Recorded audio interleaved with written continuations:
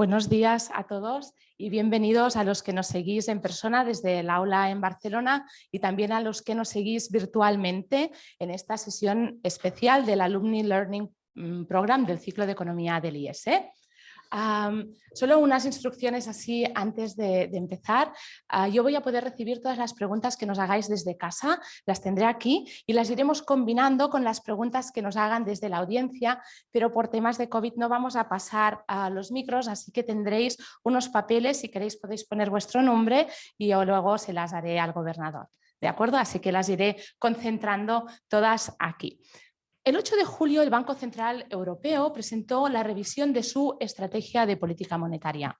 Esta es una revisión que se produjo después de la anterior, que la anterior fue el 2003.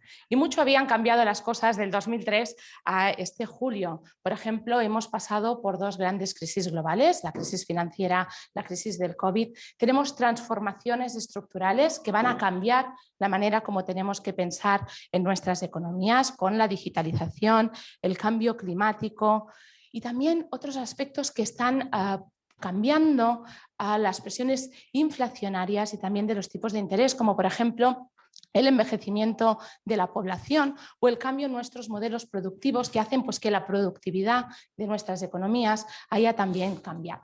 Entonces, con todo esto, la necesidad de la revisión de la estrategia era necesaria. Aquí hoy vamos a hablar de por qué se ha pensado que era una buena idea cambiar esta estrategia, cuál es la nueva estrategia y sobre todo también qué implicaciones va a tener para la economía europea y para la economía española. ¿Y quién mejor podemos tener para hablarnos de todo esto que Pablo Hernández de Cos, gobernador del Banco de España? Pablo es economista, es doctor por la Universidad de Complutense, también es alumno del IES, aquí hizo un programa de dirección y muchísimas más cosas, yo voy a decir solo algunas. Es presidente del Comité de Supervisión Bancaria de Basilea, miembro del Consejo Asesor del Banco de Pagos Internacionales, el BIS, presidente del Comité Técnico Consultivo del ESRB, la Junta Europea de Riesgo Sistémico. Así que, bueno, sin más, es un placer tener hoy aquí a Pablo. Gracias. Muchísimas gracias, Nuria, y muchísimas gracias a todos por la asistencia.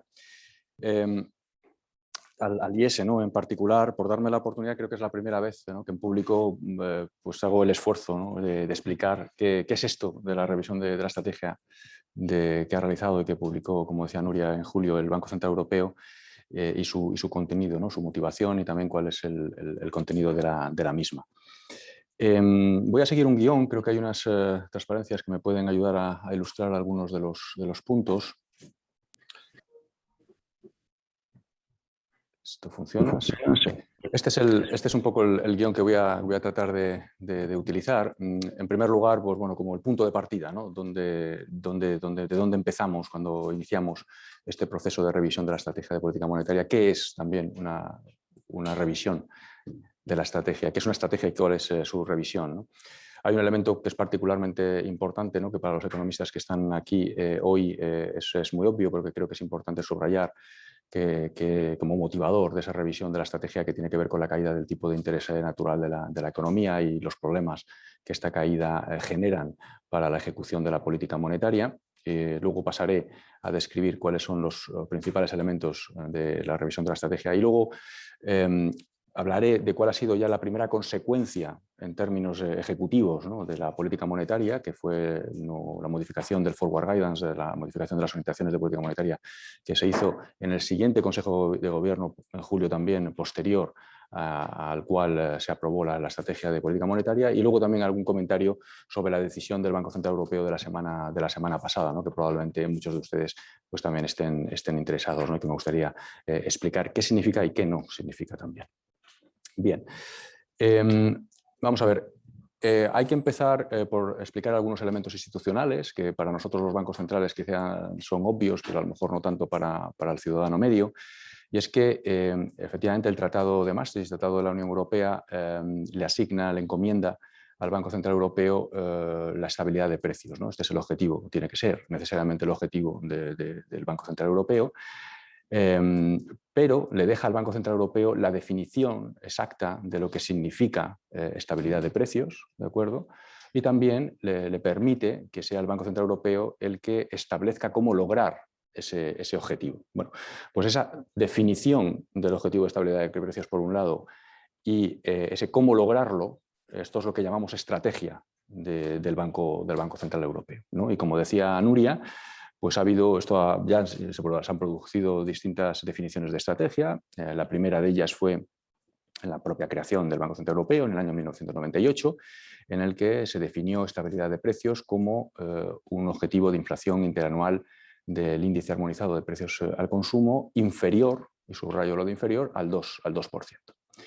Luego, con posterioridad, hubo una clarificación, en realidad no se le llegó a denominar revisión porque no se ha seguido el proceso, ¿no?, que hemos seguido en esta ocasión, en el que hemos abierto hasta más de 15, ¿no?, líneas de trabajo con todos los economistas del eurosistema, también apoyándonos, ¿no?, de los economistas de fuera del universo de los bancos centrales, algunos de los cuales están aquí hoy.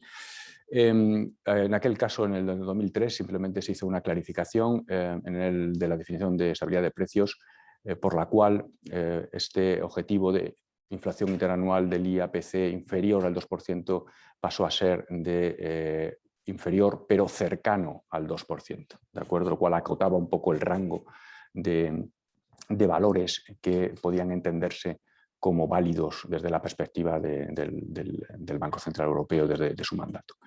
Y para lograr sus objetivos, el Banco Central Europeo en esos primeros momentos de su creación y en los años posteriores contaba esencialmente con un instrumento, que eran básicamente los tipos de interés oficiales en sus distintas modalidades de facilidades de depósito, operaciones principales de refinanciación o facilidad marginal de préstamo.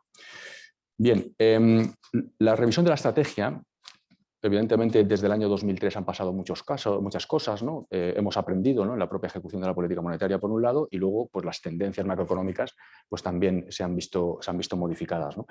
El ejercicio que ha hecho el Banco Central Europeo es, en primer lugar, crear una especie de narrativa de qué pensamos que ha pasado, ¿no?, desde la creación del área del euro en el cumplimiento de nuestro objetivo. Y entonces, aquí en este gráfico lo que tienen es la evolución del índice de precios al consumo del área del euro para la primera parte, ¿no?, desde su creación hasta aproximadamente el año 2012. Y bueno, con distintas fluctuaciones que son inevitables, pues efectivamente la conclusión a la que uno podría llegar es que el Banco Central Europeo logró su objetivo, ¿no?, de mantener una inflación cercana al objetivo tal y como lo acabo de definir. El análisis que se hace, que hemos hecho, es que este es un contexto en el que básicamente predominan los shocks inflacionarios, ¿de acuerdo?, que habrían sido, digamos, particularmente decisivos a la hora también de permitir al Banco Central Europeo cumplir con su objetivo, porque evidentemente pues, no introducía ningún tipo de consideración desde la perspectiva del límite inferior de los tipos de interés, del que luego voy a hablar. Bien. La segunda fase, que es la que se corresponde con los últimos años, con la última década, ¿no?, desde el año 2012 en adelante, la situación es muy distinta. En este caso, como se puede comprobar en el gráfico, el promedio de la inflación en el área del euro se ha situado no cercana al 2%, sino significativamente por debajo del 2%. De hecho, pues el dato ahí está solamente hasta el año 2019 para eliminar la distorsión que ha generado, ¿no?, el episodio de la crisis del COVID, pues ha estado más cercana al 1%, ¿no?, que a ese 2%. Y esta, digamos que, incapacidad, si se me permite la palabra, del Banco Central Europeo de lograr el objetivo que acabo de definir, pues es evidentemente una primera motivación que justificaba esta revisión de la estrategia.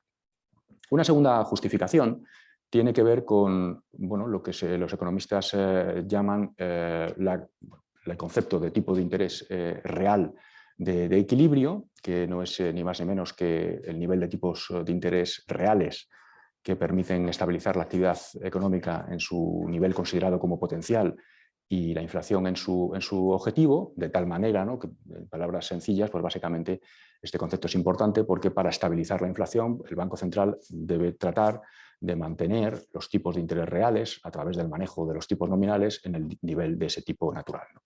Bueno, hay una constatación que quizás se vea mejor en este gráfico. Estos son algunas estimaciones, ¿no?, por economistas, en este caso del Banco de España, pero hay muchas otras estimaciones de otros economistas, que lo que sugieren de una manera bastante clara es que la evolución de este tipo de interés natural en las principales economías avanzadas ha tenido una tendencia claramente decreciente e incluso en el área del euro, pues uno podría, las estimaciones más recientes podrían estar cercanas incluso a niveles negativos. ¿De acuerdo? Como digo, no es un fenómeno exclusivo del área del euro, esto es compartido por prácticamente todas las economías avanzadas y ahí lo que tienen son estimaciones no solamente para el área del euro, sino también para Estados Unidos, para el Reino Unido y para Japón, que ilustran ese fenómeno, ¿no? Los economistas lo primero que han intentado es tratar, además de estimarlo, tratar de ver qué está detrás, ¿no?, de esa caída del tipo de interés real de equilibrio y bueno, se han dado alguna serie de razones que todas ellas parecen sensatas. No es un tema que esté en absoluto cerrado y de hecho pues en el último simposio de Jackson Hole, que como saben aglutina a los bancos centrales en el mes de agosto, normalmente en Wyoming, aunque ahora de nuevo en esta ocasión ha sido totalmente virtual, ¿no?, por razones obvias, pues se ha presentado un paper que, digamos, una de las teorías, ¿no?, que justifica esta caída de los tipos de interés naturales tiene que ver con el envejecimiento de la población, de las economías desarrolladas, que obliga, ¿no?, de alguna manera a una parte de la población en edad de trabajar a ahorrar para poder sostener unos niveles de renta suficientes en unos periodos de jubilación más amplios, pues ha sido cuestionada, al menos con datos de Estados Unidos, y le da más peso a otro factor que es el de la desigualdad, ¿de acuerdo? O sea que no está en absoluto, digamos, cerrado, pero hay una serie de argumentos, este factor demográfico que mencionaba, la caída de la productividad, que también, paradójicamente, al menos a mí me lo parece, ¿no?, porque en un mundo en el que estamos enfatizando el papel de la tecnología, de la digitalización, pero sin embargo las estimaciones que tenemos los economistas sobre la evolución de la productividad total de los factores pues es de una tendencia decreciente. Este argumento que también he usado de la desigualdad, ¿no?, que es también, sobre todo recientemente, muy enfatizado. Y, por supuesto, en particular en el caso de Europa, el legado de la crisis financiera global, que como saben que en Europa fueron dos crisis, ¿no?, la que vivió Estados Unidos y el mundo en su inicio, ¿no?, con una crisis esencialmente financiera y luego la crisis de deuda soberana, que fue muy particular y idiosincrásica, evidentemente, del área del euro, pues son algunos de los factores, ¿no?, que justifican, al menos desde el punto de vista analítico, tanto teórico como empírico, que justifican esta caída del tipo de interés. ¿Por qué esto es importante para un banco central?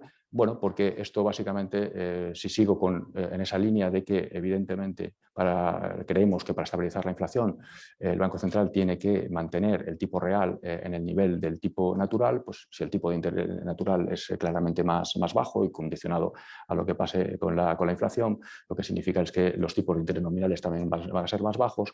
Si incluso el tipo de interés natural es negativo, pues esto significa que si uno acepta que existe un suelo a los tipos de interés nominales, pues evidentemente la política monetaria va a estar constreñida, no va a poder bajar los tipos de interés todo lo que requeriría, ¿no?, esa condición de mantenimiento de los tipos reales en el nivel del tipo natural, ¿no? ¿Por qué existe un suelo a los tipos de interés? Bueno, pues los economistas también pensamos que bajar por debajo de un determinado nivel, que no es un cero, ¿no?, evidentemente en el Banco Central Europeo ya los hemos bajado hasta el menos 0,5%, pero que no estará muy alejado, ¿no?, de la situación actual, ese suelo, a partir de esa reducción de los tipos de interés, de ese nivel de tipos de interés negativos, pues los efectos colaterales, sobre todo en términos de daño al sistema financiero, pues pueden ser más mayores, ¿no?, que los potenciales beneficios, ¿no? Los ahorradores, por ejemplo, pues en el caso de que los bancos decidieran, en el caso de que se atrevieran a trasladar a los depositantes esos tipos negativos, pues podrían decidir en buena medida, por ejemplo, tomar sus ahorros y llevárselos a sus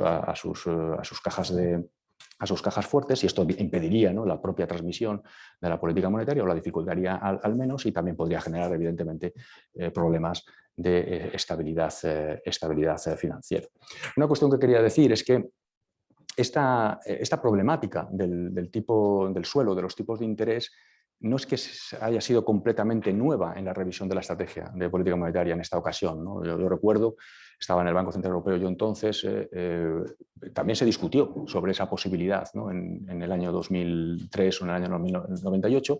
Lo que pasa es que, dadas las estimaciones que también se tenían entonces del tipo natural, pues realmente no se consideró como tan importante como sí lo es ahora, ¿no? Que ahora, además, no solamente es que uno tenga unas estimaciones que pueden ser más o menos accurate o no de los tipos naturales, es que los tipos nominales están en negativo, ¿no? Y la realidad, por tanto, de la incapacidad de poder bajarlos mucho más de los niveles en los que están ahora es una realidad, ya no es una disquisición, si me permiten, teórica o empírica, ¿no?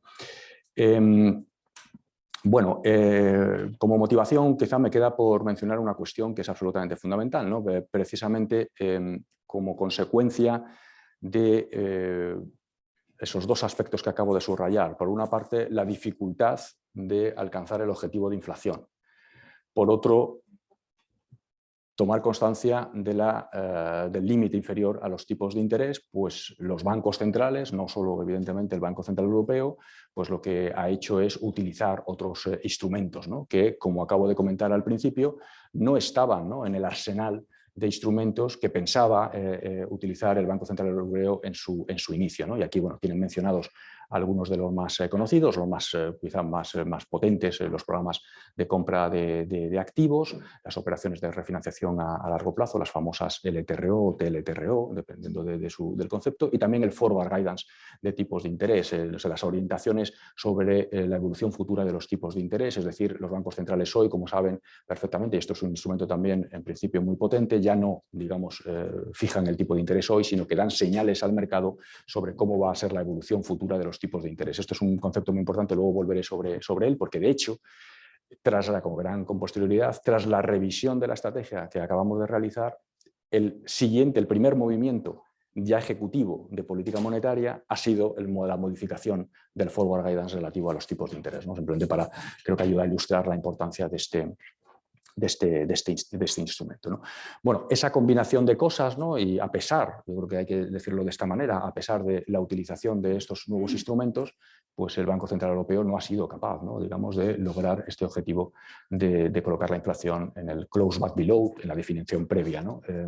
Y en la narrativa que hace el banco, que hemos hecho, ¿no?, en el Banco Central Europeo, también le concedemos, digamos, un cierto papel de culpa, si me permiten la expresión, a la propia definición previa que teníamos de estabilidad de precios, ¿no?, que ha generado probablemente también incapacidad, ¿no?, del BCE de actuar y también de convencer a los mercados de que efectivamente se aclaran las expectativas de inflación en el 2%. ¿Y cuál es esta justificación? Pues esencialmente que ese objetivo de inflación de inferior pero cercano al 2%, lo primero, supongo que si yo les preguntara, hiciera ahora mismo aquí un survey sobre qué significa, cada uno de ustedes me dirían un número, ¿no? Y de hecho esto es lo que sucedía. Cuando nosotros en el Banco Central Europeo le preguntábamos a los analistas, ¿pero qué entiende usted estrictamente por inferior pero cercano al 2%, nos daban un rango de valores que iban desde el 1,99%, ¿no?, que algunos analistas nos decían, no, el objetivo del Banco Central Europeo es 1,99%, y otros, sin embargo, se iban tan abajo como al 1%, ¿no? O sea que ya eso mismo, esa definición tan ambigua, tan poco precisa, pues ya generaba en sí mismo una dificultad de anclar las expectativas de los agentes económicos en un objetivo más de estabilidad de precios específico. Además de esa indefinición, tenía un segundo problema, y es que era percibido como asimétrico. Bueno, es que era asimétrico, quiero decir, cuando uno dice inferior, aunque sea cercano al 2%, el inferior en sí mismo es una palabra que en sí misma es asimétrica. O sea, no puede estar por encima, tiene que estar siempre por debajo de ese número cercano al 2%, y esto, digamos, no solamente es que ejercía una influencia sobre el anclaje de la expectativa de inflación, sino que también acababa afectando a la propia ejecución de la política monetaria, ¿no?, en la que las desviaciones hacia abajo de la inflación se percibían como menos problemáticas que las desviaciones que se podían producir, que se produjeron en algunos momentos, ¿no?, como visto en el gráfico, hacia arriba, ¿no? Y esto creemos, y ahí tenemos alguna evidencia, ¿no?, en los distintos papers que se han publicado y que se van a seguir publicando en los próximos meses, que han fundamentado la revisión de la estrategia, creemos que también jugó un papel, ¿no?, en ese desanclaje de las expectativas de inflación, y por eso, y ahora lo vamos a ver cuando pase a detallar, ¿no?, los elementos fundamentales de la estrategia, ha sido el primer aspecto, ¿no?, que se ha modificado, tratar de establecer un objetivo de inflación que fuera mucho más claro, que fuera simétrico, y sobre todo que se evitase por parte de los agentes económicos una interpretación de que supone un techo a la inflación. Bien, paso ahora a relatar cuáles son los principales elementos de la estrategia, y, como decía, precisamente la primera modificación que se ha hecho es esa definición del objetivo la hemos cambiado, y ahora tenemos una definición que es exactamente un punto, que es el 2%, y además perfectamente simétrico. ¿Qué significa que simétrico? Que al Banco Central Europeo le preocupan en la misma medida las desviaciones al alza y las desviaciones a la baja en relación con ese objetivo, ¿vale? Las consideramos igualmente indeseables, ¿no? Es la terminología que se utiliza explícitamente en el statement que se hizo en el momento de su publicación, ¿no? Dicho esto digamos que resuelve alguna parte de los problemas, pero evidentemente toda la problemática de la existencia de un límite inferior a los tipos de interés sigue estando ahí, ¿no? Y aquí es donde quizá el análisis de los últimos 2 años, ¿no? Que es algo un poco menos que ha durado la revisión de las estrategias, donde se ha centrado el análisis y yo diría que también el debate dentro del Consejo de Gobierno, ¿no? Cómo afrontar esta situación. Bueno, voy a tratar de explicar, ¿no? cuál es la problemática, cuál es la solución, ¿no? Que se le da al Banco Central Europeo de una manera relativamente sencilla, ¿no? Cuando uno está en una situación, que es una situación pues, parecida a la que nos encontramos en este momento, la que nos encontrábamos probablemente también antes de la crisis de la pandemia, digo, para no introducir, ¿no? ningún elemento que introduce complejidad sin duda al análisis, que es cómo trata uno la pandemia, ¿no? en sí mismo. Estábamos en una situación en la que, como decía antes, estábamos muy cerca del límite inferior de los tipos de interés y además con dificultades, ¿no? para elevar la inflación hacia su objetivo. Y nos habíamos visto abocados a utilizar otro conjunto de instrumentos que son los que he señalizado con anterioridad. Bueno, claramente hay que aceptar que el límite inferior de los tipos de interés supone una asimetría en la ejecución, en la capacidad ejecutiva de la política monetaria. ¿De acuerdo? Porque la evidencia que tenemos es que esos otros instrumentos, forward guidance, compras de activos, operaciones de financiación a largo plazo, etcétera, son un sustituto, pero no son un sustituto perfecto. ¿De acuerdo? La capacidad que le proporcionan al Banco Central Europeo para lograr sus objetivos no es la misma, ¿no? que el instrumento convencional. Esto significa que en un contexto, esto hay que aceptarlo, y entonces eso quiere decir que en un contexto en el que se producen shocks, perturbaciones deflacionistas, sometidos a una situación en la que además el Banco Central Europeo se encuentra cercano al límite inferior, es altamente probable que no vaya a lograr, inmediatamente al menos, lograr colocar la inflación cercana a su objetivo, ¿de acuerdo? Porque tiene una incapacidad, hay una asimetría, ¿no? en la que hemos intentado aliviar, pero no eliminar completamente. Aceptado esto, digamos que la respuesta que le hemos dado en el Banco Central Europeo a este tipo de situaciones es que en esos contextos el Banco Central Europeo tiene que ser particularmente contundente, es decir, utilizar esos otros arsenales de una manera muy, muy potente y además persistente. ¿De acuerdo? Probablemente hay un orden temporal en estas dos palabras. Cuando uno se enfrenta a esa situación, probablemente lo primero que tenga que hacer, y de hecho es lo que se hizo, es utilizar los programas de compra de una manera, digamos, muy ejecutiva, muy potente, y pasado un tiempo lo que hay que hacer es persistente. ¿Persistente qué significa? Persistente es que no hay que precipitarse cuando la evolución de la inflación empiece a recuperar, ¿no? la tendencia que queremos, no hay que precipitarse a una normalización de la política monetaria que podría poner en dificultades el cumplimiento del objetivo. Y esto supone, en último término, y esta es quizá la parte más importante, admitir que, porque vayamos a actuar de una manera persistente y por tanto más tardía de lo que hubiéramos hecho en otro caso bajo una función de reacción distinta, que la inflación puede temporalmente y de una manera moderada situarse por encima del objetivo de inflación. ¿De acuerdo? Y esto puede ser necesario para verdaderamente lograr que la inflación acabe situándose en promedio en el objetivo de inflación, y creemos que esto es importante porque inflaciones por debajo del objetivo de una manera recurrente acaban afectando a las expectativas de los agentes y dificultan en último término el cumplimiento del objetivo de inflación. Aquí hay un matiz, ¿no? Que yo creo que para muchos de los que estáis aquí es evidente. Esto no es exactamente, y de hecho es distinto a la revisión de la estrategia que hizo la Reserva Federal, y tiene que ver sobre todo con la intencionalidad, ¿no? Y en relación con este concepto de overshooting, ¿no? En el caso de la Reserva Federal, premeditadamente se busca que tras momentos temporales en que la inflación se ha situado por debajo del objetivo, la inflación se acepta que la inflación tenga que estar, se va a buscar, ¿de acuerdo? Y la actuación de política monetaria se va a condicionar a que la inflación esté por encima para que en promedio esté en el 2%, ¿de acuerdo? Sin embargo, en nuestro caso, digamos, es como un efecto secundario, ¿de acuerdo? Y por tanto es, no sé si decirlo con esta terminología, menos ambiciosa en el sentido de que no busca premeditadamente, ¿no?, que la inflación esté por encima del objetivo, ¿no?, y que por tanto tenga que haber un promedio temporal bajo el cual el overshooting se tenga que producir para que en promedio se logre el 2%. Luego quizá en el debate podemos discutir algo sobre esto, porque quizás es la parte más novedosa, más importante. Este es un ejercicio, no me voy a detener mucho porque es relativamente complejo en lo que son los modelos que están detrás, pero lo que se trata de comparar, bueno, una situación, como ven, son la evolución de los tipos de interés y la evolución de la inflación, gráfico izquierdo y gráfico de la derecha. En el gráfico izquierdo, la línea roja es una situación en la que el Banco Central no está constreñido por el efecto Lower-Bound, ¿vale? ¿De acuerdo? Y bueno, se produce un shock deflacionista y el Banco Central Europeo responde perfectamente con sus tipos de interés y, bueno, como ven, la inflación logra alcanzar su objetivo de una manera rápida, ¿no?, y además con muy poca volatilidad, ¿no? Ese es, bueno, el caso ideal, el que teníamos en la primera etapa, ¿no?, del euro.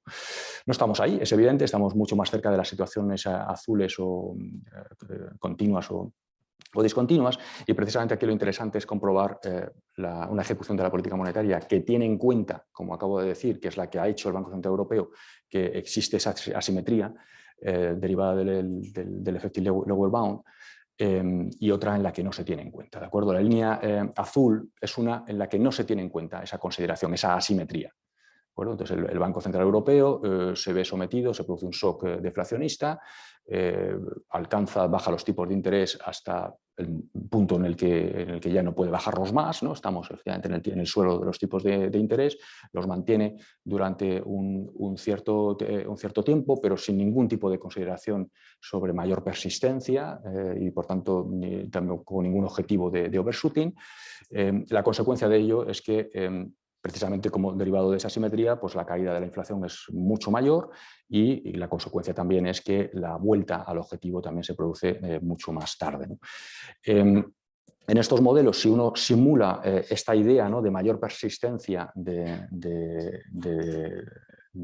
la política monetaria, manteniendo los tipos de interés, más allá de lo que la función de reacción tradicional hubiera dicho en el efecto Lower-Bound, pues lo que se conoce como overshooting, que es la línea quebrada, ¿no?, que tienen en el gráfico, pues como pueden comprobar en el gráfico derecho, en términos de la efectividad de la consecución del objetivo, pues logra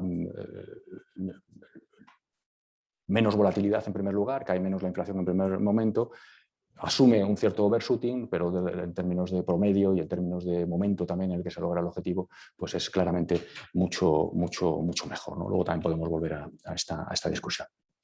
Algunos otros aspectos que me gustaría subrayar. El primero no es que sea novedoso, pero quizás sea importante subrayar en el contexto actual, en el que sabemos que estamos hablando todos los días permanentemente de ello, de que se está produciendo un shock inflacionista, ¿no?, en la pandemia. Y bueno, pues mucha gente me pregunta al menos a mí, por qué el Banco Central Europeo no reacciona, ¿no?, a este incremento de la inflación. Bueno, básicamente porque el objetivo de inflación del Banco Central Europeo no es el de corto plazo, no es la inflación de hoy, sino que es un concepto de medio plazo, ¿no? ¿Por qué? Se fijó desde el principio, ¿no?, esta orientación a medio plazo en la estrategia del Banco Central Europeo. Bueno, pues en primer lugar porque siempre hay shocks que se producen, digamos, casi diarios, que hacen inevitables, ¿no?, desviaciones a corto plazo de la inflación con respecto a su objetivo. Hay retardos, por supuesto, también en la ejecución de la política monetaria. Si un movimiento de los tipos de interés hoy, pues con todos los lags que existen en el proceso de transmisión de la política monetaria, no es capaz de influir sino a la inflación en ese medio plazo. También el medio plazo permite precisamente al Banco Central Europeo analizar cuál es el origen de las perturbaciones que están produciendo en cada momento, porque evidentemente no pueden tener la misma consideración si son un shock de oferta, si es un shock de demanda, si es un shock transitorio o pensamos que es un shock de carácter permanente, ¿no? La orientación de medio plazo permite tener todo esto en cuenta y, por supuesto, incluso pues, le podría permitir incorporar aspectos relativos, por poner un ejemplo, a la estabilidad financiera, ¿no?, que sabemos que en muchos casos no se concretan en el corto plazo, sino que tienen un desfase mayor pero que pueden afectar también en ese medio plazo tanto al crecimiento económico como a la inflación, ¿no? En cuanto a los instrumentos de política monetaria, tampoco hay grandes novedades. Se sigue aceptando que el principal instrumento son los tipos de interés, pero al mismo tiempo, dado la situación en la que estamos, en la que probablemente estemos hasta la próxima revisión de la estrategia, pues evidentemente el resto de los instrumentos ha hecho un análisis de su efectividad y se ha encontrado que esta efectividad es alta, es útil, por tanto, para el Banco Central Europeo mantenerlos en su arsenal, forward guidance, compras de activos y operaciones de financiación a más largo plazo. Y, por supuesto, como siempre ha comunicado el BCE, pues tampoco hay que descartar que en determinados contextos, si se llegara al límite, ¿no?, también del uso de alguno de estos instrumentos, pues hubiera que recurrir a nuevos instrumentos que desde luego no hemos en absoluto concretado. Una cuestión interesante, creo también, tiene que ver, aunque tampoco va a tener grandes implicaciones desde la perspectiva del corto plazo, tiene que ver con la propia medición de la inflación. ¿De acuerdo? El índice armonizado de precios al consumo es un índice de precios armonizado, es decir, en el que todos los países del área del euro, Eurostat en particular, coordinados por Eurostat, han hecho un esfuerzo en que se mida la inflación en todos los países del área de la misma manera, porque, como saben, el objetivo de inflación del Banco Central Europeo, el que importa, es el del área del euro, no el de cada uno de ellos, de los países individualmente, aunque evidentemente el área es la suma, ¿no?, de todos ellos individualmente. Bueno, este es un índice que ha mejorado muchísimo, tiene una gran fiabilidad. Lo tenemos prácticamente en real time. O sea, hemos tenido hace 2 días el dato definitivo de la inflación de agosto, es decir, ya a mitad de septiembre, ¿no? Y habíamos tenido ya previamente, solamente unos días, los primeros días de septiembre, habíamos tenido ya el indicador adelantado, lo que se llama el indicador adelantado, que normalmente es muy fiable también en términos de pronosticar cuál ha sido la evolución del que luego resulta como definitivo, ¿no? Pero es verdad, los economistas sabemos que hay en un aspecto particular que este índice armonizado no recoge bien lo que es la cesta de consumo de los hogares europeos, ¿no? Y tiene que ver precisamente con los costes relacionados con la vivienda en régimen de propiedad. ¿De acuerdo? Entonces, bueno, esto lo que ha hecho el Consejo de Gobierno es reconocer que esto es importante, ¿no? Es importante también desde el punto de vista incluso de comunicación, ¿no? Porque muchas veces se nos pregunta, ¿no?, a los gobernadores, ¿no?, y a los miembros del Consejo sobre esta cuestión. Y bueno, pues hemos hecho un statement que es casi una petición a Eurostat para que desarrolle un programa de trabajo. Hemos establecido incluso distintas fases para, digamos, que se logre incorporar el coste de uso de la vivienda en régimen de propiedad al índice. Sabemos que esto es difícil, homogenizar eso en los distintos países europeos, que además sea compatible con la metodología que hoy tiene el IPC, que es a través de transacciones esencialmente, pues no es sencillo, ¿no? Una cosa muy relevante que yo creo que me gustaría aclarar, aunque de nuevo aquí seguro que en esta sala es bastante obvio. Sabemos todos que la compraventa de viviendas tiene un doble componente. Uno compra una vivienda y tiene un componente de consumo, si no estaría alquilado, ¿no?, digamos, y es la alternativa que tiene, y también tiene un componente de inversión. Desde la perspectiva de la política monetaria, el que es relevante es el primero, el consumo, y de hecho es el único que debe incorporar a la cesta de consumo, porque el resto de los bienes que hay en la cesta son bienes de consumo. Es el que tiene que determinar, puede ayudar a determinar la política monetaria, es ese componente de consumo. Y también la separación entre el componente de consumo y de inversión no es en absoluto obvia. Son todos los argumentos o todos los elementos que ha dificultado, ¿no?, en los últimos años que no se llegara a incorporar. Uno se puede hacer la pregunta, y es absolutamente legítima, y por supuesto no la hemos hecho nosotros. Bueno, ¿qué pasaría si? ¿No? Bueno, la respuesta es no lo sé, porque como no tenemos un índice armonizado bueno, pues no lo sé, pero es verdad que hay algunos indicadores que se pueden utilizar. Los economistas estiman, ¿no?, este coste de uso que intenta, digamos, recoger el componente de consumo de la vivienda en propiedad, y esto es lo que tienen en el gráfico, ¿no? El HICP es el índice oficial, la línea azul, ¿no?, aquí está dibujado desde el año 2010 hasta el periodo pues casi más reciente, hasta el 2020, y la línea amarilla es, con esos indicadores, ¿no?, que tenemos auxiliares, pues tratar de ajustar el índice de una manera imperfecta, insisto. Y bueno, lo que uno observa es que, si me permiten así la impresión un poco vulgar, tampoco habría cambiado tanto la cosa, ¿no? Que esta percepción de que efectivamente los precios de la vivienda siempre suben, ¿no?, que muchas veces tienen los agentes económicos, pues la realidad no es esa, al menos cuando uno toma un periodo más largo. De hecho, el promedio, la media de estas líneas azules y amarillas que están dibujadas en ese gráfico no son muy distintas, una décima quizá entre 1 y 2 décimas más alta. Y lo que sí se ve es que incorporar la vivienda en régimen de propiedad, los costes relacionados con ella, probablemente introduzcan algo de volatilidad. porque los precios de la vivienda en principio pues han sido, al menos en el pasado, más volátiles de lo que han sido el resto de los precios al consumo, ¿no? Y luego algunas cuestiones relativamente menores. Bueno, una discusión que es muy de Banco Central Europeo y de los analistas del Banco Central Europeo era esta de que, digamos, la decisión del Banco del Consejo de Gobierno era inicialmente tomada sobre la base de dos análisis que eran completamente independientes, que eran los denominados dos pilares, ¿no? El pilar económico y el pilar monetario. Sobre la base, en la creación del Banco Central Europeo, entonces, muy heredado de la tradición del Bundesbank, de que los agregados monetarios tienen alguna capacidad predictiva sobre la inflación. Bueno, eso se demostró muy poco útil, ¿no? Por no ser más radical, pues casi en los primeros años, ¿no?, de creación del Banco Central Europeo. Algunos de los economistas que hay aquí contribuyeron, ¿no?, a que tomara conciencia del Banco Central Europeo de que efectivamente no era muy útil. Y el pilar monetario perdió, digamos, se siguieron manteniendo esos dos pilares, pero el pilar monetario perdió esa intencionalidad, ¿no?, de que tuviera una capacidad predictiva sobre la inflación y se convirtió más en un análisis del mecanismo de transmisión de la política monetaria, ¿no?, de la evolución del crédito, de los mercados financieros, etcétera, que por supuesto eso es muy relevante, ¿no?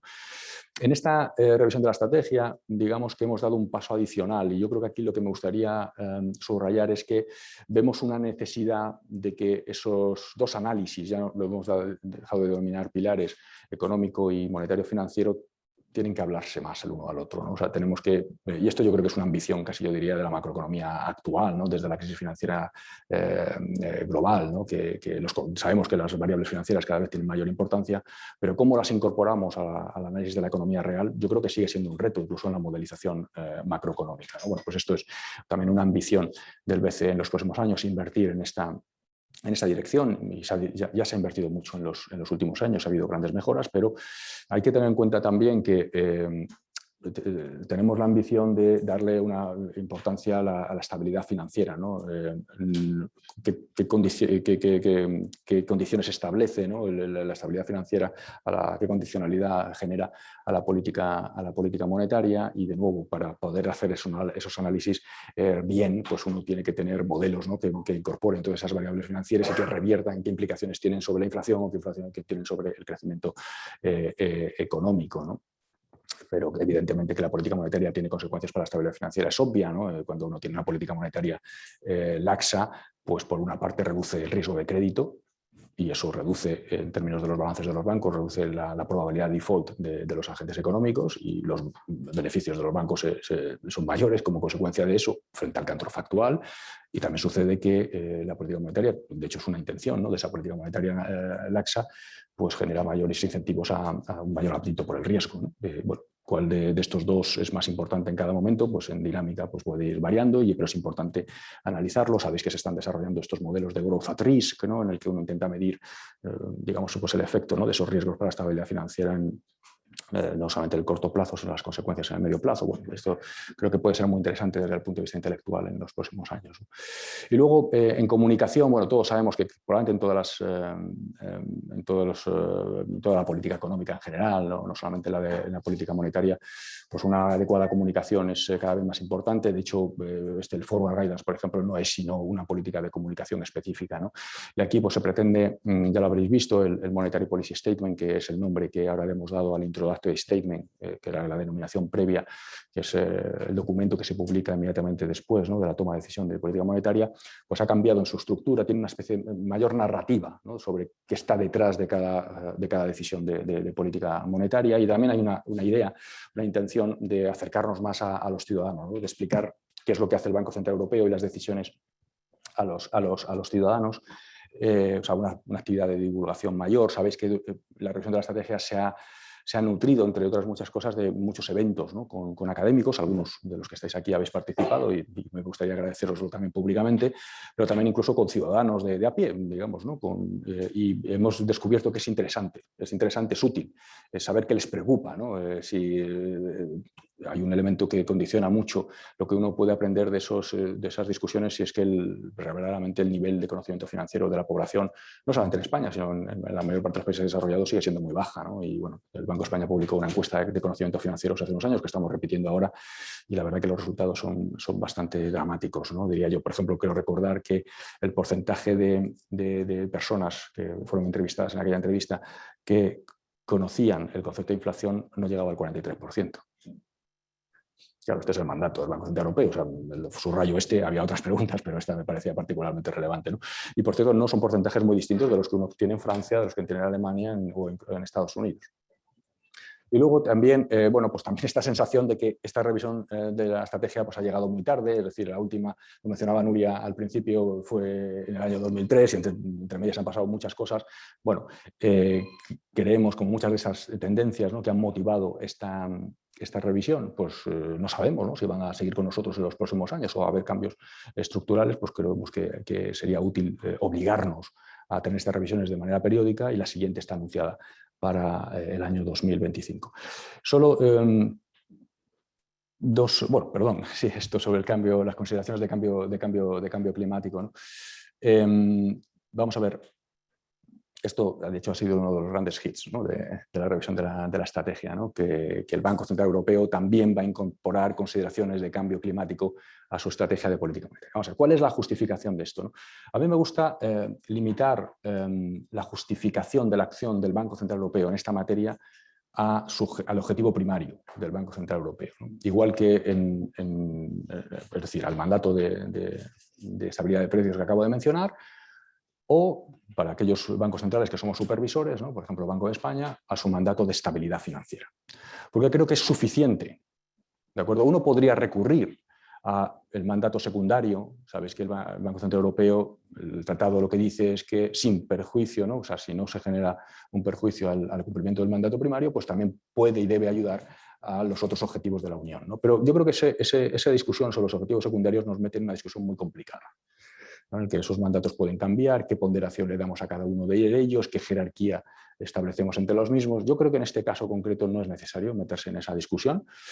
Es evidente que el cambio climático, por un lado, y la lucha contra el cambio climático, pues va a generar efectos macroeconómicos relevantes. Va a generar efectos sobre la actividad económica, ya los está generando, y va a generar efectos sobre la inflación, en particular las políticas de lucha contra el cambio climático, ¿no? Si pensamos en el cambio climático como una externalidad negativa, todos el libro de texto, aquí está Guillén, que seguro que me lo enseñó a mí, pues es responder con un impuesto, ¿no?, para que los agentes internalicen esa externalidad negativa, y bueno, pues los impuestos, sobre todo en la magnitud que, si uno se toma en serio los objetivos de cambio climático que hay, pues probablemente van a ser incrementos significativos en los próximos años que condicionarán, por tanto, también la dinámica de la inflación, ¿no? Eso es bastante evidente.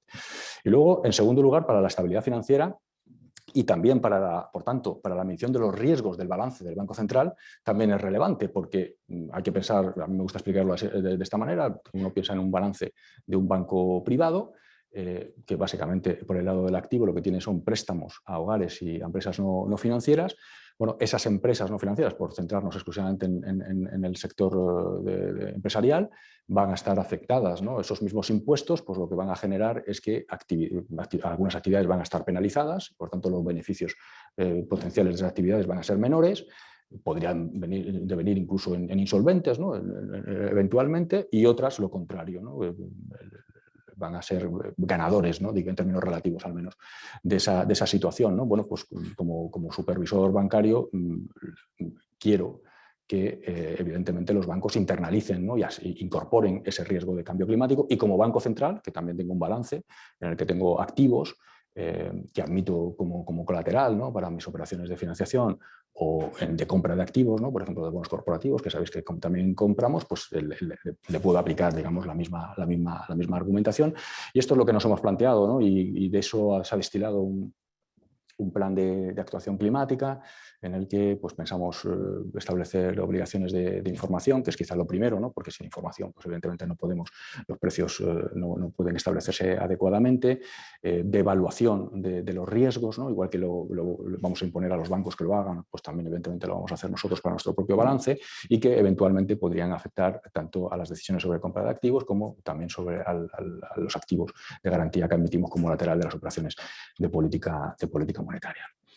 Dejadme que dé dos pinceladas ya sobre dos aspectos que mencionaba al principio. Bueno, ¿y ahora qué? ¿No? O sea, un poco la pregunta. Ustedes han aprobado en julio, a principios de julio, la nueva revisión de la estrategia. ¿Cómo condiciona esto la actuación de política monetaria? Bueno, la primera decisión fue precisamente modificar el forward guidance de tipos de interés, ¿no? Bueno, permítame que haga una introducción porque a lo mejor no para todos es evidente. El Banco Central Europeo ahora tiene un programa de compras de la pandemia, ¿no? Que en principio dura al menos hasta marzo del año que viene, que es un programa que se introdujo en marzo del año pasado, que hemos ampliado en 2 ocasiones, ¿no? Porque la situación de la pandemia pues, se ha alargado, ¿no? La crisis económica generada por la pandemia se alargó. Pero previamente a marzo del año pasado, el Banco Central Europeo, ante esas dificultades, ¿no? Que subrayaba al principio, ¿no? De lograr su objetivo de estabilidad de precios, incluso bajo su definición previa, pues tenía también un programa, el famoso APP, en el que también estábamos comprando 20 billones mensuales. ¿De acuerdo? Hemos dado una serie de orientaciones de hasta cuándo vamos a comprar. ¿De acuerdo? Por ejemplo, en este segundo programa, en el primer programa, al menos hasta marzo del año que viene, nuestro objetivo ahí es lograr con ese programa pandémico devolver a la inflación a la trayectoria previa a la crisis, pero con el APP lo que intentamos es lograr el objetivo de inflación, ¿no? Y ahí lo que hemos comunicado es que compraremos en ese contexto hasta poco antes del primer incremento de los tipos de interés. Entonces, el primer incremento de los tipos de interés es un ancla muy importante desde la perspectiva de las decisiones de política monetaria, ¿no? Y por eso adquiere tanta relevancia también como primer aspecto que se modifica después de la revisión de la estrategia, ¿no? Entonces, ¿cuál era el forward guidance que teníamos antes de la revisión de la estrategia? Es lo que tenéis, lo he puesto en inglés porque la verdad que a mí me cuesta muchas veces decirlo trasladarlo al castellano, ¿no? Decíamos, ¿no? Antes de la revisión de la estrategia, que esperábamos, el Consejo de Gobierno esperaba que los tipos de interés se mantuvieran en los niveles actuales o más bajos, es decir, no se descarta la posibilidad de que pudieran ser más bajos, hasta que viéramos que el outlook de inflación convergiera robustamente, ¿no? Hasta un nivel close but below 2%, ¿no? Y además, importante, within its projection horizon, o sea, en el horizonte de proyección, que normalmente son entre 2 y 3 años, ¿no? Ahora son 2, pero en diciembre, cuando publiquemos las nuevas previsiones macroeconómicas, añadiremos un año más, ¿no? Y además que esa convergencia, ¿no? que le exigíamos para el cumplimiento para poder aumentar los tipos por primera vez, se refleje en lo que se llama bueno, la dinámica de inflación subyacente, ¿no? La underlying inflation dynamics, ¿no? Bueno, ¿qué hemos hecho, ¿no? ¿Cómo hemos modificado este forward guidance que teníamos? Bueno, pues en primer lugar, lo primero que hemos hecho es incorporar el 2% simétrico. Ya hay que quitar el close but below, ¿no? De 2%, y lo que hemos puesto es un 2%, ¿no? Y además reafirmar el concepto de simetría, ¿no?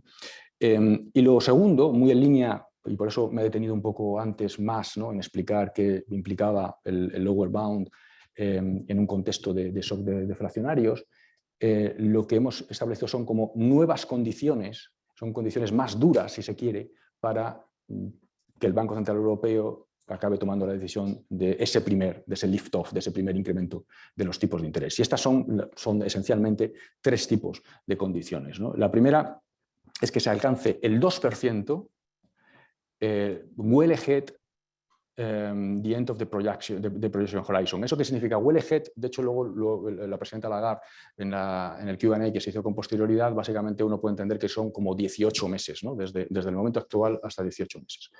Luego, por supuesto, que tu previsión a 18 meses esté en el 2% o por encima del 2%, que luego se mantenga de forma duradera, ¿no? El durably que está subrayado, en el resto del horizonte de proyección, ¿no? Por ejemplo, ahora pues sería hasta 2023, ¿no? O sea, no solamente que vea que mi inflación, de acuerdo con mi previsión, en 18 meses está en el 2%, por encima del 2%, sino que cuando miro todavía más allá, en el medio plazo, también se mantiene en el 2%. Estáis viendo que lo que se trata es de evitar que respondamos a un repunte puramente transitorio, ¿de acuerdo?, de la inflación. Y la tercera condición es que también es un reforzamiento de la que había previamente, es que la underlying inflation, ya no es la inflación, digamos, el total de la inflación, sino la inflación subyacente, también haya avanzado suficientemente y sea consistente con esa estabilización del 2%. Es decir, fijaros que aquí lo importante es que ya no es una previsión a la que nos estamos fijando. En las otras dos condiciones sí, pero aquí es la inflación que ya hemos observado. Y además no cualquier inflación, la subyacente. ¿De acuerdo? Esa es la triple condición. Bueno, todos sabemos perfectamente que si uno espera a aumentar los tipos de interés a que se hayan cumplido estas tres condiciones, dados los lags y los desfases que tiene la política monetaria, ¿no?, en su actuación, es altamente probable que haya un overshooting de la inflación. Y cuando uno simula, de hecho, y cuando nuestros economistas simulan estas tres condiciones y las actuaciones del Banco Central Europeo, y hace, digamos, pues lo que llega es que en un porcentaje muy importante de los casos había un overshooting de la inflación. Pero esto es, y también se dijo, está incorporado al Forward Guidance, esto es perfectamente compatible con la revisión de la estrategia, como acabo de subrayar con anterioridad, ¿no? En el resto de los componentes del Forward Guidance pues no ha habido todavía modificaciones, que es posible que también se discutan en el futuro, ¿no? Bueno, una pregunta legítima, ¿no?, que seguro que si no la saco ahora me la preguntaréis después. Bueno, ¿ha habido algún tipo de reacción en los mercados a la publicación, por una parte, de la revisión de la estrategia y, en segundo lugar, a la modificación de la Forward Guidance? Pues hay que decir que sobre lo primero, a principios de julio, hubo muy poca reacción, ¿no? Y bueno, es decir, los tipos de interés, las expectativas de inflación, por centrar el debate en dos variables, ¿no?, que son claves, por supuesto, para el BCE, prácticamente no se movieron, ¿no? Muy parecido, por cierto, una reacción muy parecida a la que también pues sucedió con la Reserva Federal cuando publicó un año antes la revisión de la estrategia. Bueno, la explicación que damos los economistas es que el mercado tenía descontado en buena medida, ¿no?, porque bueno, la discusión ha sido larga, pues, hemos hablado muchas veces con la prensa sobre lo que esperábamos unos y otros y demás, pues no era descartable que el mercado pensara, había descontado más o menos, ¿no?, lo que era el resultado final, ¿no? Con el Forward Guidance, con la modificación del Forward Guidance, sin embargo, sí estamos viendo, y también en línea con lo que pasó con la Fed, de un ajuste gradual, es decir, tampoco en el caso de la Fed, cuando modificó su Forward Guidance a resultas de su revisión de la estrategia, se produjo un cambio en expectativas de inflación o en expectativas de tipos de interés radical. Pero sí, pasados unos meses, ¿no?, se fue ajustando. O sea, parece que hay una especie de learning curve aquí, ¿no?, que los agentes económicos, los mercados tardan, ¿no?, en entender, ¿no? Bueno, yo creo que este tipo de explicaciones que he hecho hoy pues, son necesarias, ¿no?, para que verdaderamente los mercados entiendan qué implica, ¿no?, cada uno de los parámetros que hemos modificado, ¿no? Y en principio, ¿no?, claramente, como veis, ahí lo que tenéis son qué ha pasado con la curva de tipos OIS en este periodo. Están, digamos, la que teníamos antes de la revisión de la estrategia y la que, bueno, no es la más reciente porque creo que es el 9, ¿no?, si lo veo bien, el 9 de septiembre. Y en el segundo caso lo que tenéis es esa misma curva OIS con el momento del lift-off que espera el mercado, es decir, cuando el mercado, de acuerdo, después de haber leído esa Forward Guidance, cuando espera el primer incremento de los tipos de interés y, sobre todo, cuál es la expectativa de inflación que tiene el mercado para ese momento del lift-off, y en principio van en la buena dirección. No quiero establecer una causalidad porque entre medias evidentemente han pasado muchas cosas, ¿no? Yo creo que hay que ser honesto, ¿no? Y se podría hacer y deberíamos en su momento hacer un análisis empírico, pero por lo menos va en la buena dirección. Es decir, se ha producido un desplazamiento de la curva de tipo de interés a la derecha, es decir, un retraso del lift-off, y además ha producido un incremento también ligero de las expectativas de inflación, y entiendo que lo normal, si al menos el mercado se comporta como así lo hizo en el caso de la Reserva Federal, es que este ajuste se vaya haciendo progresivamente en el tiempo en esta doble dirección, ¿no? Y por último, y con esto acabo, Nuria, bueno, no quería, ¿no?, ya estamos hablando de política monetaria y si no, supongo que también iba a salir en cualquier caso en la discusión con posterioridad, la última decisión del Banco Central Europeo está más coyuntural, ¿no? Digamos, como sabéis, volviendo un poco al marco que establecía antes, la respuesta del Banco Central Europeo a la crisis del COVID ha sido, bueno, pues muy contundente. El principal instrumento que hemos utilizado, no el único, pero el principal instrumento ha sido los programas de compras, el programa pandémico, ¿no? que aprobamos en marzo, que se ha extendido, como digo, en 2 ocasiones, ante la duración y la persistencia de la crisis, y que como novedad fundamental tiene frente a programas, ha tenido, sigue teniendo frente a programas anteriores, que estamos siendo muy flexibles en el tipo de bonos que compramos, tanto en el tiempo como las jurisdicciones que compramos, ¿no? De tal manera queremos ser muy eficaces, ¿no? En el sentido de si vemos un deterioro de las condiciones de financiación en una determinada jurisdicción, pues compremos más, ¿no? De esa jurisdicción para precisamente lograr que no se produzcan los episodios de fragmentación financiera que tanto condicionaron la actividad económica en el área del euro en la anterior crisis. Bien. Eso es el marco general. A partir de en diciembre del año pasado, digamos que dimos un paso también en este marco analítico que consistía en lo siguiente, ¿no? En ese momento teníamos unas previsiones de financiación determinadas y las condiciones de financiación definidas de una manera holística, ¿no? Nos fijamos esencialmente en los tipos de interés, pero hay otras muchas variables que son relevantes, pues estaban muy laxas, ¿no? Entonces, el objetivo del Banco Central Europeo en ese momento fue la última extensión del programa que hicimos hasta, en principio, marzo del año que viene, ¿no? Y evaluaremos en su momento la necesidad o no de extender el programa, ¿no? Dependiendo también de cómo evolucione, por supuesto, la pandemia, pero establecimos un marco en el que con carácter trimestral lo que hacemos es un análisis doble. Vemos qué ha pasado en el trimestre con la evolución de las condiciones de financiación y, en paralelo, trimestralmente también recibimos nuevas previsiones macroeconómicas del staff, tanto del BCE como de los bancos centrales nacionales, de inflación en particular y, por supuesto, todos otros muchos indicadores, expectativas de inflación derivadas de los mercados, de los surveys, etc., ¿no? Y hacemos este doble análisis y sobre la base de las conclusiones que obtenemos de ese análisis tomamos la decisión del siguiente trimestre sobre si los volúmenes de compras los aumentamos en relación con el previo o los reducimos, ¿no? Bueno, la decisión inicial, sin, por cierto, comunicar cuál es el volumen preciso, ¿no? La magnitud precisa mensual, ¿no? Sino simplemente indicando sobre la referencia, como se publican luego ex post, pues si son superiores, menores, ligeramente superiores, ligeramente o significativamente superiores, significativamente inferiores, ¿no? El primer, ese, digamos, marco analítico y marco de actuación se inicia en diciembre del año pasado.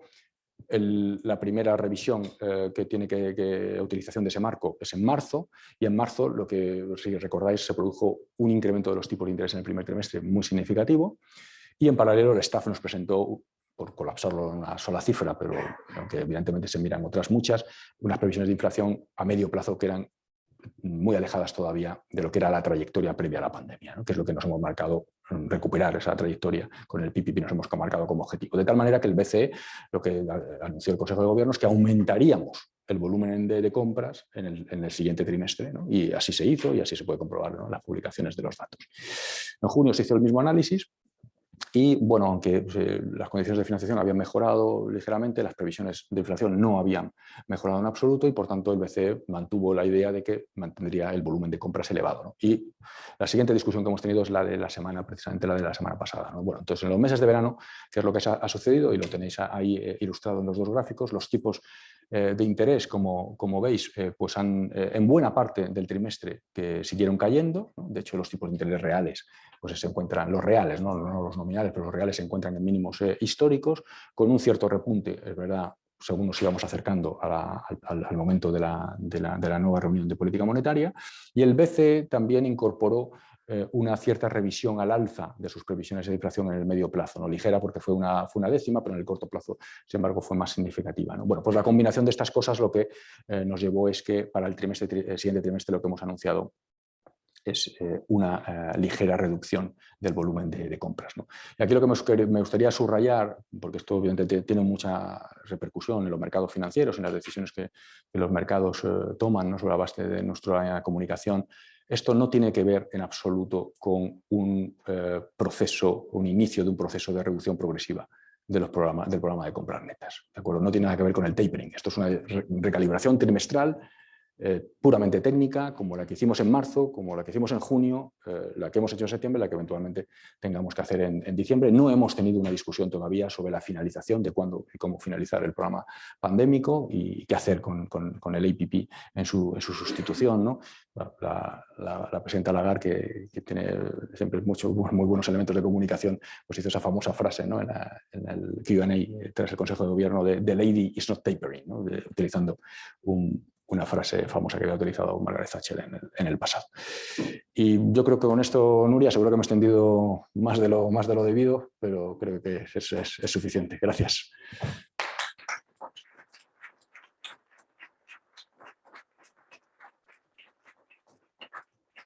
Muchas gracias, gobernador, por lo que yo creo que es la mejor clase magistral que yo he visto en mucho tiempo sobre lo que ha estado pasando en política monetaria. Yo creo que todos ahora tenemos mucho más claro lo que hace el Banco Central, por qué lo hace y de qué va el cambio. No sé si os podéis hacer idea de la cantidad de preguntas que tenemos, porque tenemos 700 personas conectadas online, más todos los de la clase en la sala. Entonces, tenemos preguntas muy relacionadas con política monetaria, algunas más generales, algunas más técnicas, y otras preguntas también relacionadas con la evolución de la economía española y algunos últimos cambios ahí. Así que lo que he estado intentando hacer ha sido acumular. Primero voy a empezar con las de política monetaria y luego nos moveremos a algunas preguntas sobre la economía española. Yo las he ido juntando, así que me es imposible repetirlas palabra por palabra, como espero que todos podáis comprender, porque realmente son muchas. Bueno, voy a empezar enfatizando lo que has dicho, ¿no? Y has explicado, yo creo, clarísimamente las tres condiciones que se necesitan para que suban los tipos de interés. Yo creo que esto, a todos los que siempre preguntan, pues cuando va a subir los tipos de interés del banco, casi más claro el agua, ¿no? Porque, bueno, pues que veamos un 2% en los siguientes 12 meses, que además se pueda percibir que esto se va a mantener de forma duradera y que la inflación subyacente pues haya avanzado lo suficiente, ¿no? Y lo has recalcado muy claramente. Enfatizo esto porque tenemos varias preguntas online sobre la portada de hoy del Financial Times, donde bueno, sale, ¿no?, que hay unas supuestas declaraciones ante la potencial posibilidad de que se anticipe la subida de los tipos de interés en el 2023. Entonces, pues si quieres decirnos. Sí, bueno, vamos a ver. El artículo de Financial Times, ¿no?, sobre los elementos, digamos, más factuales, ¿no?, de qué declaraciones se hizo, se dejaron de hacer, yo no voy a entrar, ¿no? Aquí lo que es importante es cuál es la conclusión que parece extraerse, ¿no?, de ese artículo, y es que efectivamente pues que los tipos de interés podrían aumentar en el año 2023, ¿no?, que es claramente de una manera anticipada en relación con lo que hoy está esperando el mercado. Y eso, espero haberme explicado bien a lo largo de la presentación, esas tres condiciones, ¿no?, que he subrayado, en las condiciones actuales no permiten anticipar que en el año 2023 se aumenten los tipos de interés. No se cumplen las expectativas del mercado de inflación, ¿no?, de las variables, ¿no?, que son relevantes para ese movimiento, no se cumplen, lo acabo de subrayar, ¿no? Entonces, bueno, con independencia, que a mí no me interesan, la verdad, y creo que es poco relevante lo que se dijo, dejó de decir, ¿no?, etcétera, es un debate, ¿no? La realidad es que la conclusión que parece extraer el periodista sobre las implicaciones, ¿no?, que podría tener esto sobre el primer momento de los tipos de interés, básicamente no es compatible con nuestro forward guidance, de acuerdo con la definición de forward guidance que yo acabo de establecer. Clarísimo, muchas gracias. Siguiente pregunta aquí. Bueno, hay dos que van más o menos por ahí y me ha parecido una reflexión interesante. Ahí dicen una de la sala y otra de online y las voy a juntar. Algunos economistas, por ejemplo en el banco, el BIS, se plantean hasta qué punto el tipo de interés natural es una buena indicación porque a lo mejor es resultado de la propia política monetaria y entonces podría ser pues, que entráramos en un bucle donde uno da lugar al otro y el otro afecta la toma de decisiones de política monetaria. Y relacionado con esto, hay una persona que nos dice, bueno, parece que, eso dice, parece que las medidas de política monetaria, ¿no?, y básicamente poniendo más dinero en la economía, podían llegar a beneficiar más unos sectores de la sociedad que otros. Y el gobernador ha dicho que precisamente la desigualdad podía ser alguno de los elementos que afectan el hecho de que los tipos sean bajos. Y entonces también preguntan, ¿no podía ser que se fuera retroalimentando? Me parece interesante porque son dos preguntas que toman ejemplos distintos y que llevan a la misma, al mismo punto. Bueno, son muy buenas preguntas, por supuesto, ¿no? Vamos a ver, sobre la primera, bueno, es un debate, ¿no? que sigue también en la academia, ¿no? Sobre si efectivamente el tipo de interés natural, al menos el estimado, tiene un componente endógeno a la propia actuación de la política monetaria, entiendo, ¿no? Que es la pregunta que se quiere hacer. Bueno, yo creo que los análisis empíricos, que son muchos y variados, ¿no? Sobre las estimaciones de tipo natural, tratan al menos de corregir por esa endogeneidad. Y las estimaciones son las que son las que he mostrado, ¿no? Pero a mí casi, con independencia de la estimación empírica, que siempre puede estar sujeta a críticas, a mí lo que me parece más relevante es cuáles son los argumentos teóricos, ¿no? Que se han dado. Los argumentos teóricos que se han dado a mí me parecen muy potentes. El demográfico en particular, por ejemplo, y el de la productividad también. Yo la explicación, algunas veces cuando me ha tocado explicar a los alumnos, sobre todo el de la productividad, una baja productividad que significa un crecimiento potencial bajo de las economías. ¿De acuerdo? Y esto tiene que tener algo que ver, ¿no? Con el tipo de interés natural, ¿no? Cuando damos recomendaciones de política económica, por ejemplo para la economía española, ¿dónde ponemos el énfasis? ¿Dónde estamos todos los que escribís habitualmente incluso en los periódicos, ¿no? Productividad, baja productividad, demografía. Estos son los dos argumentos teóricos que están detrás, ¿no? De esa justificación que luego además se evidencia en el empirics y por tanto... Y luego el tema de la desigualdad, vamos a ver, yo voy a cuestionar no que la desigualdad genere también un efecto de reducción del tipo de interés natural, sino que la política monetaria está generando un efecto negativo sobre la desigualdad. Y yo creo que, al menos sobre una variable que es la renta, ¿de acuerdo? Sobre la riqueza quizá tengamos más dudas, ¿de acuerdo? Sobre cuáles son los efectos, hay elementos contrapuestos, pero sobre la renta está claro, y hay varios papers publicados, el Banco Central Europeo ha hecho un gran esfuerzo también en esta materia, que la política monetaria del Banco Central Europeo de los últimos 10 años ha sido absolutamente fundamental para luchar contra un potencial incremento de la desigualdad. Eso no quiere decir que la desigualdad no haya aumentado, la desigualdad ha aumentado, pero el contrafactual de lo que habría sucedido en el caso de que la política monetaria hubiera sido otra, pues desde mi perspectiva y de acuerdo con esa evidencia que se proporciona, hubiera sido mucho peor, ¿no? Y para mí el mejor argumento es que, vamos a ver, es pensar en lo siguiente, ¿no? Y desde la perspectiva de la economía española, yo creo que esto es particularmente cierto. ¿Cuál es...? La economía española se ha producido también un incremento de la desigualdad significativo, pero en el caso de la economía española tiene una peculiaridad que también se produce en otros países, pero en España quizá todavía más, es que la correlación entre desigualdad y tasa de paro es muy elevada. ¿De acuerdo? Bueno, ¿cuál habría sido la tasa de paro de la economía española y del área del euro en el caso de que la política monetaria del Banco Central Europeo no hubiera sido la que ha sido?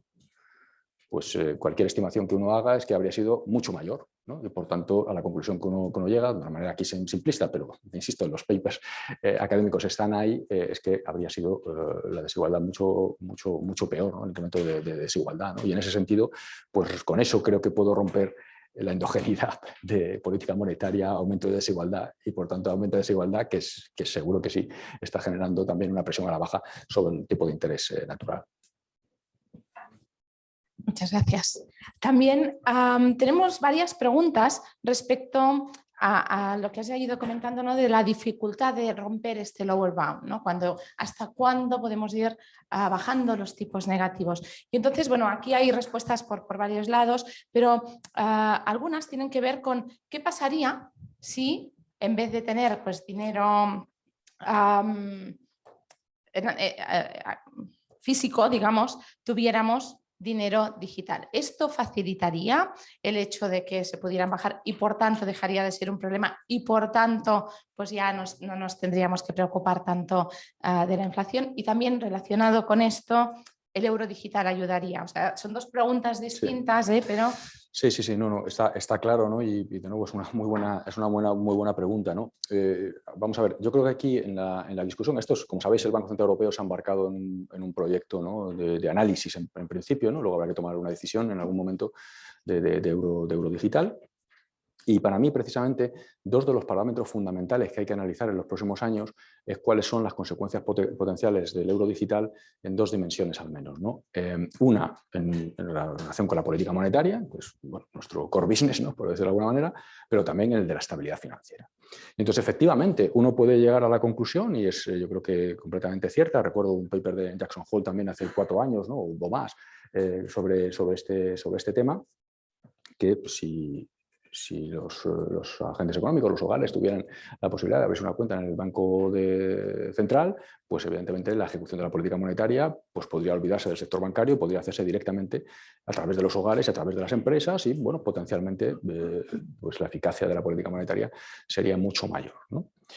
Bueno, siendo eso así, creo que hay otro aspecto que hay que analizar en paralelo, ¿no?, y que puede condicionar, ¿no?, ese resultado final, que es qué pasa con la estabilidad financiera. Bueno, pues si le abrimos una cuenta a todos los hogares y a todas las empresas en el Banco Central, ¿qué pasa con los bancos? ¿Qué pasa con los depósitos de los bancos? Y sobre todo, ¿qué pasa con los depósitos de los bancos en un momento de crisis económica? Pues la probabilidad de un run de depósitos, ¿no?, pues sería claramente mucho más alta. Y bueno, pues el resultado final es que quiere decir con esto que, como consecuencia de esos riesgos para la estabilidad financiera que se generarían con el euro digital, tenemos que eliminar eso como una posibilidad. No, pero que a lo mejor hay que establecer una serie de condiciones al euro digital, que son las que se están discutiendo, ¿no?, y que son las que en último término nos harán valorar si verdaderamente es un camino que podemos recorrer sin riesgos o con un riesgo acotado, pues si tenemos que limitar las cuantías, si tenemos que penalizar, ¿no?, vía tipo de interés, etcétera, ¿no? Pero no es un debate sencillo, por eso los bancos centrales todavía no nos hemos embarcado en el mismo, ¿no?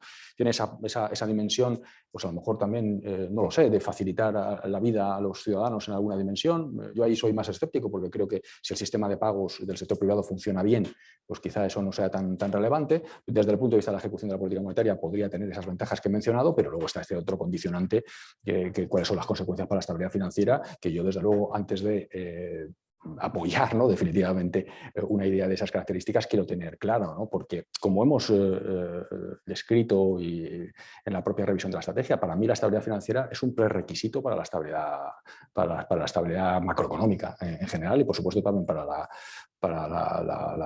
estabilidad en términos de inflación, ¿no?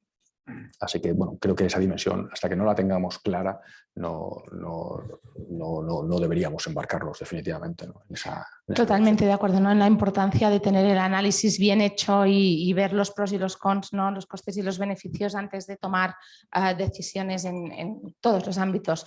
Ahora voy a saltar a preguntas porque nos quedan 5 minutos, entonces voy a hacer 2 preguntas sobre la economía española. Voy a empezar por una más a largo plazo que junta muchas cosas. A ver, hay preguntas sobre temas de productividad, o sea, hemos dicho que para el crecimiento pues, es necesario hablar de productividad. Hay preguntas que tienen que ver con el nivel de deuda de la economía española. Entonces, bueno, yo todas estas me gustaría pues, contar un poco sobre, bueno, mirando adelante, cuáles son los principales retos y sobre todo, ¿qué soluciones podemos ver? O sea, porque los retos, bueno, yo creo que las preguntas los marcan perfectamente bien, mucha preocupación por el mercado laboral también, pero ¿cuáles serían un poco las piezas que podían ayudar a desencallar esto? No, yo creo que, vamos, los que han realizado las preguntas yo creo que identifican, y yo coincido completamente con identificar esos dos aspectos, ¿no? Yo creo que uno puede resumir prácticamente, no sé si la totalidad, pero una buena parte de los retos de la economía española con 2 variables, que son por una parte productividad y por otra endeudamiento público.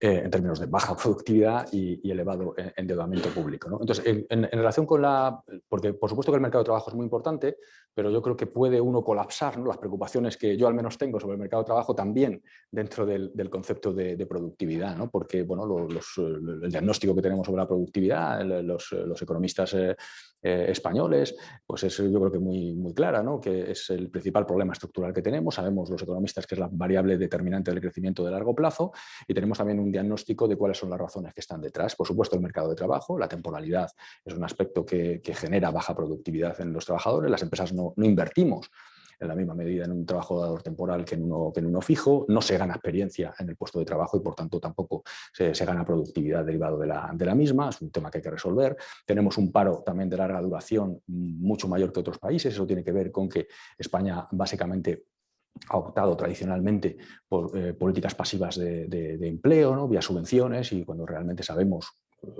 la evidencia de otros países así nos lo demuestra, que son las políticas activas, la activación de formación, las que son relevantes, y estas son las que hay que mejorar.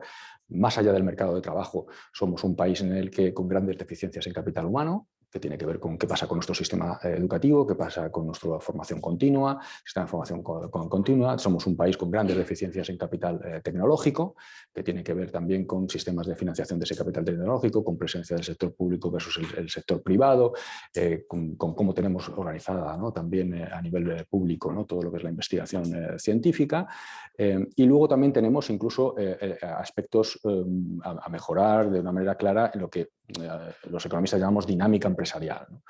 En la fase de creación de empresas no lo hacemos particularmente bien, con muchas cargas administrativas, con barreras de entrada en determinados sectores. Tenemos una enorme dificultad de hacer crecer a las empresas, el tamaño empresarial sigue siendo muy reducido, y esto tiene que ver, no solo, pero tiene que ver con barreras regulatorias, ¿no? Que desincentivan ese crecimiento empresarial. El Banco de España ha publicado algunos trabajos, ¿no? Sobre el papel que juegan, por ejemplo, simplemente la probabilidad de ser inspeccionado por Hacienda, ¿no? Que aumenta claramente con el tamaño, las consecuencias que eso tiene, ¿no? Desde el punto de vista del tamaño empresarial, y ni siquiera sabemos tampoco hacer morir bien a las empresas, ¿no? Quiero decir, porque la dinámica empresarial es que surjan empresas con nuevas ideas y que desaparezcan aquellas que han dejado de ser, digamos, no viables o insolventes, y este es un proceso que es muy largo, en el que la pérdida de capital que todavía permanece en las empresas acaba siendo completamente destruido, ¿no? Y por eso ese énfasis en legislación de concurso de acreedores que resuelva esos problemas. Eso en cuanto a la productividad. Y luego, en cuanto al endeudamiento, pues también yo me he pronunciado muchas veces sobre este aspecto. Está claro que un nivel de endeudamiento público mucho más elevado, hay que reconocer que claramente unos tipos de interés más bajos permiten que un determinado nivel de endeudamiento público sea más sostenible, ¿no? Si este tipo de interés ha bajado, pero al mismo tiempo sabemos que los niveles de endeudamiento público que la economía española ha alcanzado, también como consecuencia de la pandemia, en el que ha aumentado más de 25 puntos, pues la colocan a esta economía en una situación muy vulnerable. Muy vulnerable al menos dos dimensiones.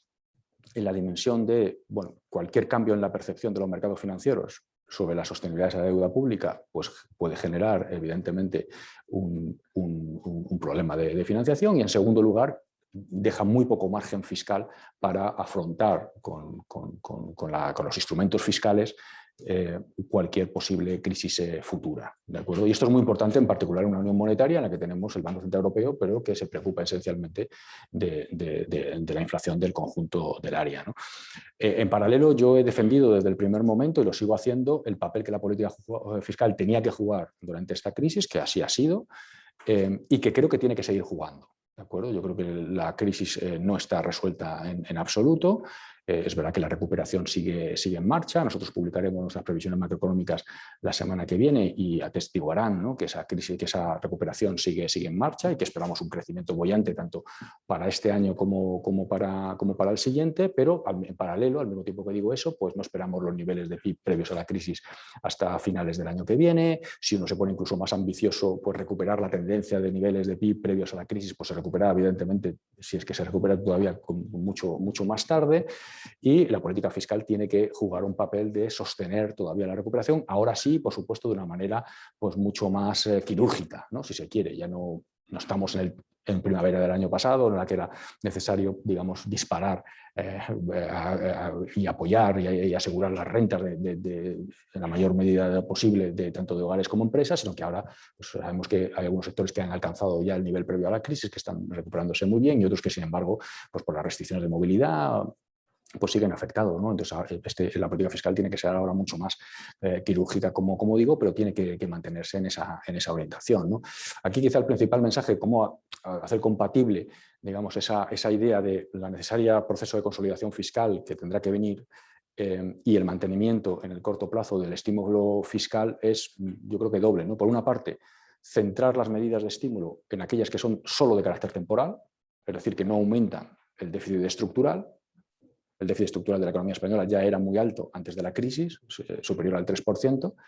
Y en segundo lugar, y esto es un mensaje que yo he dado también desde casi el inicio de la crisis, ¿no? En paralelo a justificar el estímulo fiscal, creo que ayudaría mucho diseñar ya el plan de consolidación fiscal de mañana, ¿no? Porque aquí la ambición tiene que ser que ese plan de consolidación fiscal se haga de la manera más gradual posible. Para eso hay que tener credibilidad, los mercados tienen que tener credibilidad en la política económica, y yo creo que un diseño anticipado pues puede hacer el trick, ¿no? si me permite, ¿no? Permitiría, además de acompañarlo, por supuesto, con reformas estructurales, porque, por supuesto, reducir el endeudamiento público no puede venir solo de la mano de la reducción del numerador, no vía reducción del déficit público, sino que lo ideal sería, y además es lo deseable, y ligado con lo que decía antes para la productividad, acompañarlo de las reformas estructurales que aumenten el crecimiento potencial, que alivien, por tanto, también de esa manera, vía denominador, si se me permite, la ratio de endeudamiento público. Muchas gracias. Ya solo para terminar la última pregunta, tenemos pues, muchos comentarios, ¿no?, sobre el salario mínimo. Si nos podías decir, pues bueno, ¿cómo ves rápidamente el impacto del salario mínimo? Para ser la última, como decía aquel, podríamos haber terminado en 5 minutos. No, bueno, vamos a ver. Quizá por algunos elementos básicos, ¿no?, sobre esta cuestión del salario mínimo. El salario mínimo, ¿no?, y los incrementos del salario mínimo juegan o pueden tener objetivos muy, muy diversos, ¿no? Y es verdad, ¿no?, que en las economías desarrolladas pues el salario mínimo al final no deja de ser sino un elemento más, un componente más de la lucha contra la desigualdad, por ejemplo, ¿no? Y en esa dimensión pues, se ha demostrado útil, ¿no? Pero al mismo tiempo que uno dice eso, yo creo que al mismo tiempo tiene que reconocer que también tiene algunos efectos o puede tener algunos efectos secundarios, ¿no? Y esto es, digamos, la evidencia que nosotros en el Banco de España hemos encontrado y que hemos puesto pues, a disposición, ¿no?, también del Gobierno para eventuales decisiones en esta materia, ¿no? Y lo que sabemos es que efectivamente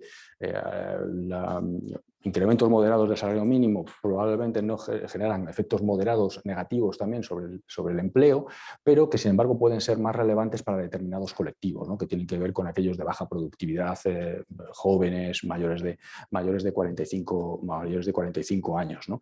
Creo esto, digamos, como principio general, esto es lo que sabemos, ¿no? Y por supuesto que tenemos que hacer mucha más investigación sobre esta cuestión, porque, por ejemplo, en los trabajos del Banco de España se ha centrado mucho en el efecto de corto plazo sobre el empleo, pero ¿cuáles son las consecuencias sobre el largo plazo? ¿Generan, como algunos economistas sugieren, un incremento de la productividad? O por el contrario, lo que generan es un incentivo a las empresas a la automación todavía mayor y, por tanto, bueno, hay efectos que hay que analizar, y en el Banco de España hay una línea analítica de nuestros investigadores que pretende seguir avanzando en esta dimensión, ¿no? Hay una segunda, esto digamos con un carácter estructural, ¿no? Pero luego hay una cuestión más puramente coyuntural, ¿no? Y es el momento en el que nos encontramos. Y bueno, pues es verdad que yo hablaba antes de que la recuperación es firme, pero también es verdad que las características de la recuperación siguen siendo que es bastante heterogénea, y que la recuperación está siendo más lenta en determinados sectores, en sector servicios, en algunos sectores del sector servicios, en el que la incidencia del salario mínimo pues, es particularmente elevada. Que también las empresas pequeñas y medianas, en las que la incidencia del salario mínimo también es importante, pues también, digamos, han sufrido, digamos, en mayor medida la crisis económica. Yo creo que son consideraciones que deben tenerse en cuenta ante una eventual decisión coyuntural, ¿de acuerdo? Y bueno, pues lo que a mí me llaman es pues, a una cierta prudencia, ¿no?, sobre cualquier decisión en esta materia. Vamos a dejarlo aquí. Yo quería dar muchísimas las gracias al gobernador por haberlo explicado tan bien, por haber contestado todas las preguntas. Déjame una cosa, Nuria, que esto no se me puede olvidar, porque en la discusión del salario mínimo me parece que es quizá, a lo mejor incluso la más importante. Es que, vamos a ver, si hay un compromiso político, ¿no?, sobre incremento gradual del salario mínimo, y en paralelo aceptamos que puede haber algunos efectos secundarios, ¿no?, sobre determinados trabajadores, entonces tenemos que poner todo el foco en la formación de esos trabajadores, en el incremento de la productividad de esos trabajadores, de tal manera que se minimicen los efectos sobre el empleo. Este es un aspecto, perdona que lo he olvidado en la primera reflexión, pero que no quería dejar de hacer. Muy importante, gracias. Pues bueno, dar las gracias, como decía, al gobernador, a todos los que habéis asistido. por contestar todas las preguntas, por explicarlo también, por contestar también la última. Muchas gracias a todos. La opinión de todos es importante. Recibiréis un email preguntando, bueno, y vuestra opinión, pues por favor, si lo respondéis, nos va a ayudar a mejorar. Y luego decir que en el IES seguimos. Esta ha sido la primera sesión de este año del Alumni Learning Program. La siguiente será el 28 de septiembre, martes, con el profesor Pascual Berrone, que hablará con Raj Sisoda, director de la Fundación Capitalismo Consciente, sobre cómo liberar el espíritu heroico de los negocios. Así que muchas gracias a todos y hasta la próxima.